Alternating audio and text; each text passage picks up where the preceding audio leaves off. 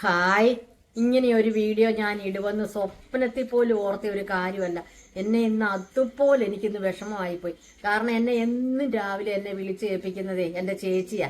അമ്മച്ചിക്ക് സുഖമില്ലാതിരിക്കുന്നത് കാരണം അമ്മച്ചിയുടെ വിവരം അറിയാൻ വേണ്ടി ചേച്ചി എന്നും വെളുപ്പിനെ വിളിക്കും. ചേച്ചി വിളിക്കുമ്പോഴാണ് ഞാൻ എഴുന്നേറ്റ് കിച്ചണിലോട്ട് പോണത്. എന്നിട്ടാണ് ചേച്ചിയും കിച്ചണിലോട്ട് പോണത്.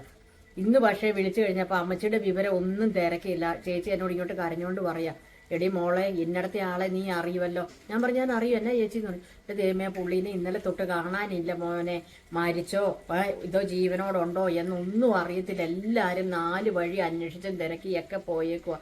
ഇന്നലെ ചെറുക്കനും വീട്ടിലില്ലായിരുന്നു, അന്വേഷിക്കാനായിട്ടൊക്കെ പോയേക്കുമായിരുന്നു എന്ന് പറഞ്ഞു.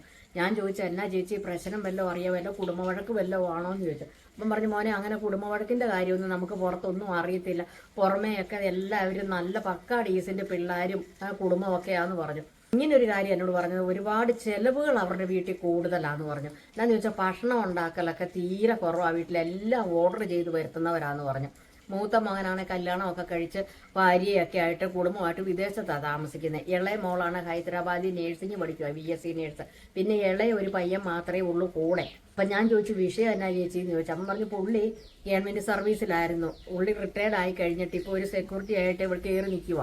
അപ്പം മറ്റ് വിഷയങ്ങൾ എന്നാന്നൊന്നും കറക്റ്റ് അറിയത്തില്ല. എന്നാലും ജീവിക്കാനുള്ള സാഹചര്യം ഉണ്ട്. ഒന്നാന്തരം നല്ലൊരു വീട് പണിതിട്ടുണ്ട്, 3-4 ഏക്കർ സ്ഥലമൊക്കെ ഉണ്ടെന്ന് ചേച്ചി എന്നോട് പറഞ്ഞു. അപ്പോൾ എന്നോട് ചേച്ചി പറഞ്ഞു, എടി പിന്നെ ഇടയ്ക്ക് അവൻ ഇങ്ങനെയൊന്ന് പറഞ്ഞായിരുന്നു, എന്തോ പുള്ളിക്ക് 10-21 ലക്ഷം രൂപയോളം അടുത്ത് കടവുണ്ട് വീട് പണിത വകയിൽ. അപ്പം ഞാൻ ചോദിച്ചു, റിട്ടയർമെൻറ്റിൻ്റെ കാശും സർവീസിൽ ഇരുന്നപ്പോഴെന്തായാലും കുറച്ചൊക്കെ സാമ്പത്തികമായിട്ടൊക്കെ ഉണ്ടാവുമല്ലോ എന്ന് പറഞ്ഞു. അപ്പം പറഞ്ഞു, എടി മോനെ അതൊന്നും പറഞ്ഞിട്ട് കാര്യമില്ല, വരവിനെ കഴിഞ്ഞും കൂടുതൽ അവർക്ക് ചിലവായിരുന്നു.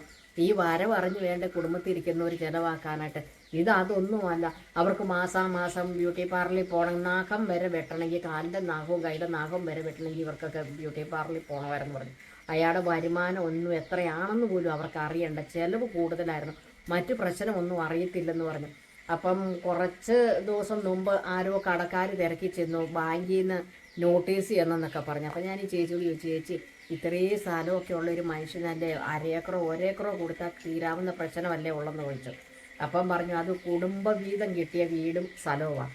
അപ്പം കുടുംബം വിറ്റെന്നുള്ളൊരു പേര് ദോഷം അങ്ങേർക്ക് ഉണ്ടാകും എന്നുള്ളൊരു മാനസികമായിട്ടൊരു ബുദ്ധിമുട്ടുണ്ടായിരുന്നു കാണും. അതല്ലെങ്കിൽ അവർ മക്കൾ സമ്മതിക്കാൻ, എൻ്റെ ഭാര്യ സമ്മതിക്കാഞ്ഞിട്ടോ ആയിരിക്കും എന്ന് പറഞ്ഞു. ഞാനിപ്പം നിങ്ങളോട് പറയാനുണ്ടായ ഒരു കാരണം എന്താണെന്ന് വെച്ചാൽ, പ്രശ്നം എന്തുവായിക്കോട്ടെ, മരണം എല്ലാത്തിനും ഒരു പരിഹാരമാണോ? ജീവിച്ചിരിക്കുന്നവരെന്തായാലും ബാങ്കിൽ നിന്നെടുത്ത കടം അടച്ചേ പറ്റത്തുള്ളൂ. എന്തെങ്കിലും ബാങ്കുകാർ ചെറിയൊരു വിട്ടുവീഴ്ച ചെയ്യും. അതുപോലെ തന്നെ നമ്മളൊരു വ്യക്തിയോട് കാശ് മേടിച്ചാൽ അത് കൊടുത്താലല്ലേ അതിൻ്റെ ബാധ്യത തീരുള്ളൂ.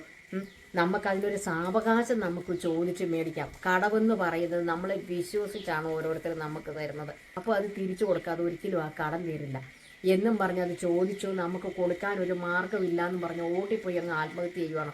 ചിലപ്പോൾ നമുക്ക് ഈ കാശ് തരുന്നവരാരോടെങ്കിലുമൊക്കെ മറിച്ചും തിരിച്ചുമൊക്കെ നമ്മുടെ ബുദ്ധിമുട്ട് കണ്ടിട്ട് നമുക്ക് മേടിച്ച് തരുന്നതായിരിക്കും. അത് കൊടുത്തേ മാത്രമേ നമ്മുടെ ബാധ്യത തീരുള്ളൂ. അല്ലാതെ മരണവും ഒളിച്ചോട്ടോ ഒന്നിനും ഒരു പരിഹാരമല്ലെന്നേ. ഇപ്പോൾ എന്താ പറ്റിയത് ആ വീട്ടുകാർക്ക്? അവർ വിൽക്കാൻ സമ്മതിക്കാഞ്ഞിട്ടാണേലും എന്താണേലും അവരുടെ കുടുംബ പ്രശ്നം എന്തായാലും പുള്ളിയെയും നഷ്ടപ്പെട്ടു. ഈ കടബാധ്യതകൾ മുഴുവനും അവർ ഏൽക്കേണ്ടി വന്നു. ഒരു കുടുംബത്തിരിക്കുന്ന സ്ത്രീകൾ എന്ന് പറഞ്ഞാൽ കുറേയെല്ലാം നോക്കിയും കണ്ടും വേണം ജീവിക്കാനായിട്ട്. ഇപ്പം നമുക്കൊരു 500 രൂപ ഒരു വരുമാനം ഉണ്ടെങ്കിൽ നമ്മൾ ചിലവാക്കിക്കോന്നേ, അതിൽ 400 രൂപയും നമ്മൾ ചിലവാക്കിക്കോ. ഒരു 100 രൂപ കാശ് മാറ്റി വെക്കുവാണെങ്കിലോ നമുക്ക് കുറേശ്ശെ തീർക്കാൻ പറ്റും. അല്ലെങ്കിൽ നമ്മുടെ വരുമാനത്തിൻ്റെ അനുസരിച്ച് ഒരു ചെറിയ ചിട്ടി കൂടുക. ആ ചിട്ടി പിടിച്ചിട്ട് അവരോട് നമ്മൾ തന്നവരോട് പറയുക, എൻ്റെ കയ്യിൽ ഒറ്റയടിക്ക് നിങ്ങൾക്ക് തരാനില്ല, ഞാൻ പലപ്പോഴായിട്ട് തന്ന് തീർത്തോളാം, എൻ്റെ നിവൃത്തികേട് കൊണ്ടാണെന്ന് പറയുക.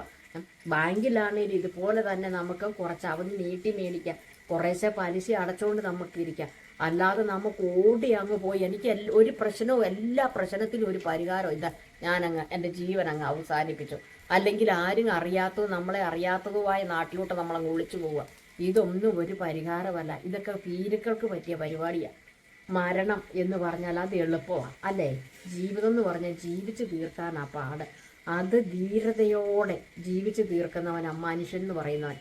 നമുക്ക് മരിക്കാൻ എളുപ്പമാണ്. നമുക്കൊന്ന് എത്ര നമ്മൾ പുറകോട്ട് ചിന്തിച്ചിട്ട് എനിക്ക് മരിക്കണ്ടായിരുന്നു, എനിക്കങ്ങോട്ട് ജീവിച്ചിരുന്നാൽ മതിയായിരുന്നു ചിന്തിച്ചിട്ട് വല്ല കാര്യമുണ്ടോ? അതുകൊണ്ട് പ്രശ്നങ്ങൾ എന്തായാലും നമ്മൾ കുടുംബത്തിരുന്ന് ഭാര്യയും മക്കളും ഒക്കെ ആയിട്ട് ഒന്നിച്ചിരുന്ന് ചർച്ച ചെയ്ത് നല്ല ഉചിതമായ ഒരു തീരുമാനമെടുത്ത് ആ കടം വീട്ടാൻ ഒരു മാർഗം നമ്മൾ എല്ലാവരും, നിങ്ങൾ കുടുംബക്കാർ ആരാണെങ്കിലും ഇനി ഇങ്ങനെ ചെയ്യാനിരിക്കുന്നവർ, കുടുംബക്കാരെല്ലാവരും കൂടെ ആലോചിച്ച് പിറക്കി വേണം നമ്മൾ ഈ കടങ്ങളുടെ ബാധ്യത എങ്ങനെ തീർക്കണം എന്ന് തീരുമാനിക്കണം. അതുപോലെ മറ്റൊരു പ്രധാന കാര്യം പറയാനുണ്ട്. ഇപ്പോഴീ ചെറുപ്പക്കാരുടെ ഭാഷയെ പറയുന്നവർക്ക് തേപ്പ്, നമ്മൾ ഈ ഭിത്തിയൊക്കെ സിമെന്റ് മണലൊക്കെ ഇട്ട് തേക്കല്ലേ എന്ന് പറഞ്ഞവർക്ക് തേപ്പ്, തേച്ചു എന്നും പറഞ്ഞുകൊണ്ട് ജന്മം കൊടുത്ത് ആക്കി വളർത്തിയ അപ്പനെയും അമ്മയും സഹോദരങ്ങളെയൊക്കെ മറന്നിട്ട് എങ്ങാണ്ട് കിടന്ന ഒരുത്തി ഇന്നലെ ജീവിതത്തിലോട്ട് കയറി വന്ന് കുറച്ചു ദിവസം പ്രേമിച്ചു, അവൾ എന്നെ ഇട്ടിട്ട് വേറൊരുത്തൻ്റെ കൂടെ പോയി എന്നും പറഞ്ഞുകൊണ്ട് ഓട്ടന്നെ അങ്ങ് ആത്മഹത്യ ചെയ്തേക്കുക. ഈ മോനെ പ്രതീക്ഷിച്ച് അല്ല ഈ മോളെ പ്രതീക്ഷിച്ചായിരിക്കും ആ മാതാപിതാക്കളും ആ കുടുംബവും കഴിഞ്ഞത്. നിമിഷ നേരം കൊണ്ട് ഈ ജീവൻ അങ്ങോട്ട് ഒടുക്കി കളയുക.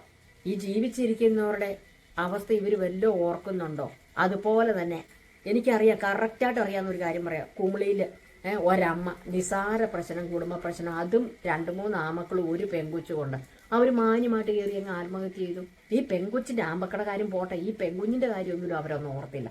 മരണം ഒന്നിനും പരിഹാരമല്ല. അതുപോലെ തന്നെ അപ്പൻ ഒന്ന് പറഞ്ഞ് രണ്ടാമത്തെ ഞാനിപ്പം നിന്നെ കാണിച്ചു തരാം, അങ്ങോട്ട് എടുക്കുക, തൂങ്ങുക, ചാകുക, എല്ലാത്തിനും ഉണ്ടല്ലോ. നമ്മളൊന്ന് ഒരു നിമിഷം ഒന്ന് സാവകാശം ഇന്ന് പുറകോട്ടിരുന്നൊന്ന് ചിന്തിക്കണം. എന്ത് വിഷയം ഉണ്ടെങ്കിലും ഞാൻ ഈ ചെയ്യുന്നത് ശരിയാണോ, എനിക്കിത് വീട്ടാനൊരു മാർഗമുണ്ടോ, അല്ലെ എന്ത് പ്രശ്നമാണേലും അതൊന്ന് പരിഹരിക്കാനായിട്ട് എനിക്കൊരു മാർഗം, അല്ലെ നമ്മളെ ഏറ്റവും അടുത്തറിയാവുന്ന നമുക്ക് വിശ്വസിക്കാവുന്ന ഒരാളുമായിട്ട് നമ്മുടെ എന്ത് പ്രശ്നമാണേലും ചർച്ച ചെയ്തിട്ട് ഉചിതമായ ഒരു തീരുമാനം നിങ്ങൾ ഒന്നിച്ചെടുക്കണം.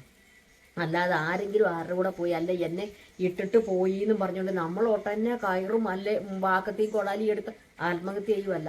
അതിനൊരു കാര്യമുണ്ട്. എൻ്റെ ഒരു ചേച്ചിയുടെ മോൻ പറഞ്ഞതാണ്, ഒരു പെങ്കൊച്ചുമായിട്ട് സ്നേഹത്തിലുണ്ടായിരുന്നു.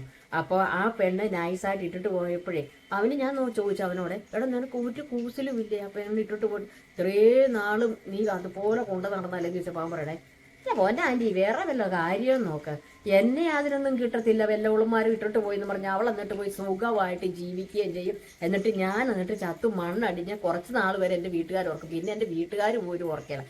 ഞാൻ ചിന്തിച്ചത് എന്നാന്നറിയാമോ, ആ വണ്ടി പോയാൽ വണ്ടി വരും. അങ്ങനെ വേണം ചിന്തിക്കാനായിട്ട്. അല്ലാതെ അവൾ പോയി എന്നും പറഞ്ഞാൽ ഉടനെ പോയി ആത്മഹത്യ ചെയ്യുകയല്ല ചെയ്യേണ്ടത്. നമ്മളുടെ താല്പര്യം ഇല്ലാത്തവരുടെ പുറകെ ഒരിക്കലും നമ്മൾ നടക്കരുത്. അയ്യോ അവളല്ലേ എന്നെ ഇട്ടിട്ട് പോയെന്നും പറഞ്ഞിട്ട് ഓടിച്ചെന്ന് ആസിഡ് മോതയ്ക്ക് ഒഴിക്കാനും തീ വെച്ച് കത്തിക്കാനും കയറി കുത്തിക്കൊല്ലാനും ഒന്നും എൻ്റെ പൊന്നു മക്കളെ നിങ്ങൾ ആരും നിന്നേക്കരുത് കേട്ടോ. അതൊന്നും ഒരു ശാശ്വതമായ മാർഗമല്ല. കാരണം അവൾ ആ നിമിഷ നേരം മരിച്ചു പോകും. പിന്നെ നിന്റെ ശിഷ്ടകാലം ജയിലിൽ കിടന്ന് ജീവിതം മുഴുവൻ നരകടിച്ച് തീരും. പിന്നെ പുറത്തോട്ട് ഇറങ്ങിക്കഴിഞ്ഞിട്ടുണ്ട് നിനക്ക് സമൂഹത്തിൽ ഒരു നിലയും വിലയും ഉണ്ടോ? നല്ലൊരു കുടുംബജീവിതം ഉണ്ടാകുമോ? ഇതൊന്നും ഉണ്ടാകത്തില്ല. അതുകൊണ്ട് നമ്മൾ ഏതൊരു പ്രവൃത്തി ചെയ്താലും പലവട്ടം ആലോചിച്ചിട്ട് വേണം നമ്മളൊരു തീരുമാനം എടുക്കാൻ കേട്ടോ. ഞാൻ ഈ പറഞ്ഞതിൽ എന്തെങ്കിലും തെറ്റോ കുറ്റമോ കുറവോ ഉണ്ടെങ്കിൽ ഇത് കേൾക്കുന്നവർ നിങ്ങൾ എന്നോട് ക്ഷമിച്ചേക്കണം കേട്ടോ. അല്ല ക്ഷമിച്ചാലും നിങ്ങളുടെ അഭിപ്രായം വന്ന് കമൻറ്റ് ബോക്സിൽ വന്ന് കമൻറ്റ് ചെയ്യാൻ മറക്കല്ലേ. അപ്പം മറ്റൊരു വീഡിയോയിൽ മറ്റൊരു ദിവസം വീണ്ടും കാണാൻ. ടാറ്റാ.